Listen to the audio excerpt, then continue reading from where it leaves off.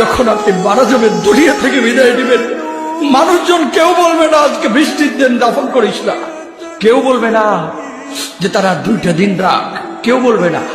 কবরের মধ্যে যখন নিয়ে যাওয়া হবে, আপনার স্ত্রীর কথা মনে পড়বে, আপনার সন্তানের কথা মনে পড়বে, আপনার বাবার কথা মনে পড়বে।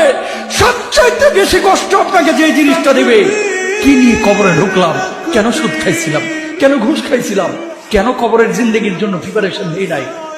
দুনিয়ার জিন্দেগিতে একটা মামলায় ফেসে গেলে সুপ্রিম কোর্টে যাওয়া যায়, উচ্চ আদালতে যাওয়া যায়। আখিরাতের জিন্দেগিতে কোনো মামলায় ফেসে গেলে পালাবার কোনো আর পথ নাই। চলে যেতে হবে।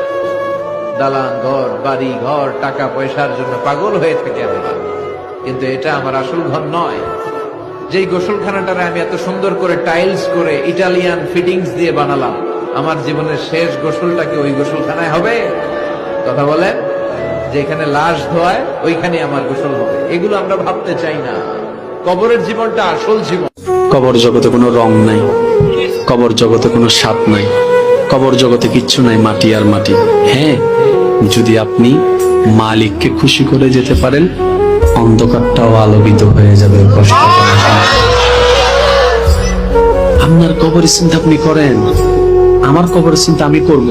আপনি আমাকে বেশি থেকে বেশি উৎসাহ দিতে পারবেন, ভাইয়া কবরটা সাজাইলা, সারা জীবন শান্তিতে থাকতে পারবেন। এটা হচ্ছে মুসলমানের নিয়ম। বলেন, কবর প্রতিদিন ডাক দিয়ে বলে আনা বাইতুদ দুধ। প্রত্যেকের কবর প্রত্যেককে ডেকে বলে, ও আল্লাহর বান্দা, জানো আমি পোকামাকড়ের ঘর, পোকামাকড়ের ঘর। তুমি তো সেই বান্দা যে একটা মশা কানের পাশ দিয়ে উড়ে গেলে তোমার ঘুম বন্ধ হয়ে যায়, চোখ মিলে যায়। একটা মশার গুনগুন আওয়াজ সহ্য করতে পারো না। একবার কয়েল, একবার অ্যারোসোল, একবার মশারি, এরপরেও তুমি চাও যে একটা মশাও যেন আমার কানের কাছে গুনগুন না করে।